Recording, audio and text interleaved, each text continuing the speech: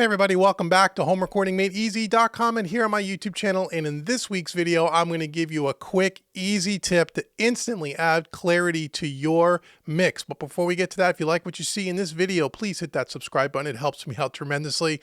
Also, go out to HomeRecordingMadeEasy.com and check out all the training I have there. And I want to give you 5 free mixing training courses just for going to HomeRecordingMadeEasy.com. Go right to the homepage, click on the orange button. You get 5 free mixing training courses worth about $110.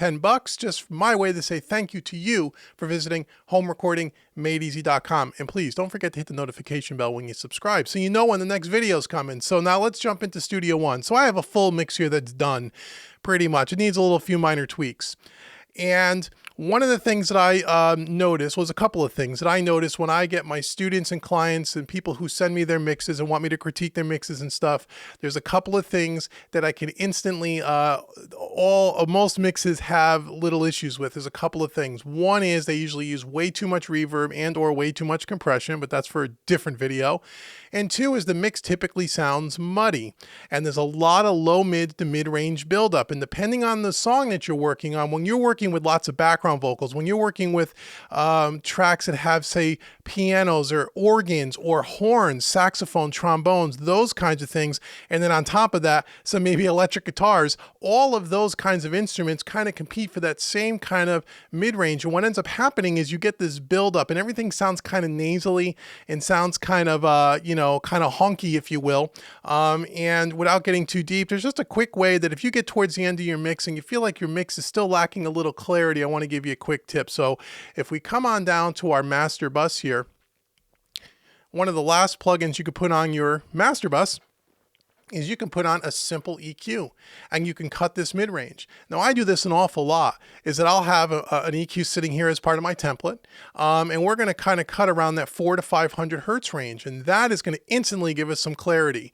The typical, thing that a lot of beginners will do is they'll say, well, I don't have enough sparkle or I don't have enough low end. They'll come and they'll start boosting the lows and boosting the highs as opposed to cutting the mids. And by cutting the mids, not only do you get rid of that kind of masky, kind of nasally sound, but instantly the mix sounds like it has a little more air to it. It's a little more open, it has a little bit more clarity. So let me demonstrate. So right now the EQ's flat. We haven't done anything yet.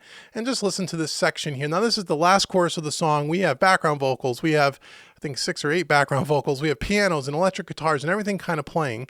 So listen to what this sounds like quickly. So here we go.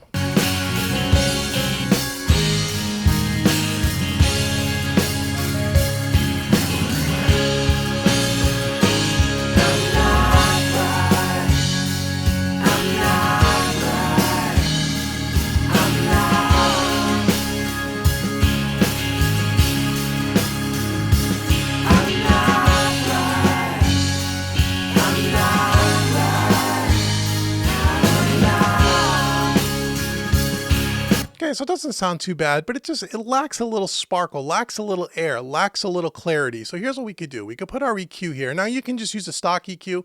I'm using the FabFilter Pro Q2 here because I want to demonstrate something here that you clearly can't do with the stock EQ, and that's the ability to audition the frequencies that we're going to boost and kind of cut out. You'll see what I mean. So let's play back that same section of music.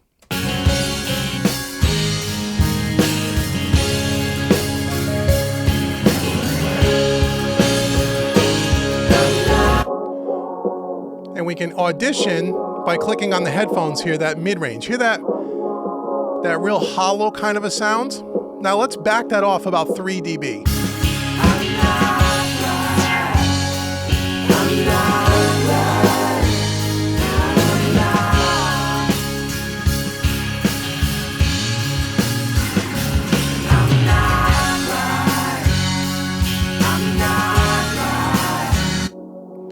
So cutting that out.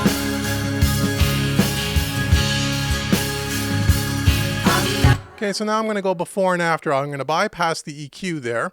I'm going to bypass it up here in the top left-hand corner. Now, hopefully you're listening to this on a good set of studio headphones or a good set of studio monitors. Anything with small little speakers or an iPhone or earbuds, you may not hear the difference. The difference is subtle, but listen to when I bypass the EQ, how things tend to get a little bit muddy. You hear like a little bit of a masky kind of a sound. And when I bring the EQ in with this cut, and this cut is 450 Hertz, a little under about 2.9 dB. And listen to how things just get a little bit more clear, a little bit more clarity. So here we go.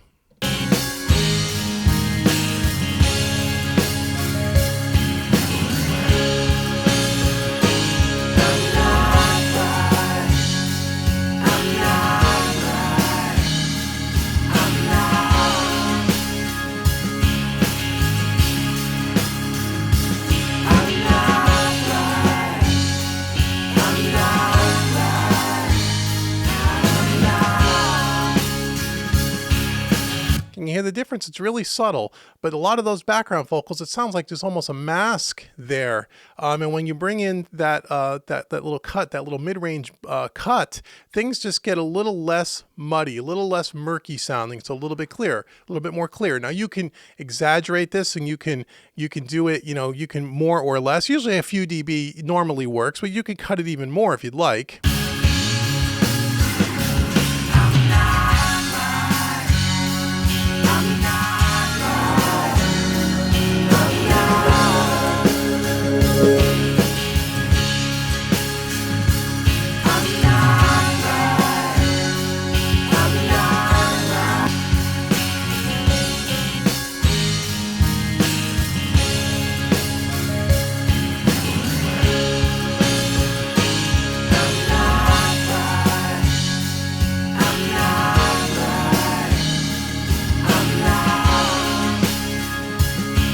Okay, so it's a quick little tip that you can just do put on the end of your on your master bus there, and you can just instantly kind of notch out some of that mid-range, and you're going to get a little bit more clarity. And I would suggest you do that first before you start boosting the top end or boosting the low end. When you start boosting up the top end, again, depending on the track and how it was mixed, you could get a little bit harsh, you could get a little bit brittle sounding. So an an easy way to get more upper mids and highs, or more perception of that, is to cut some of the mids.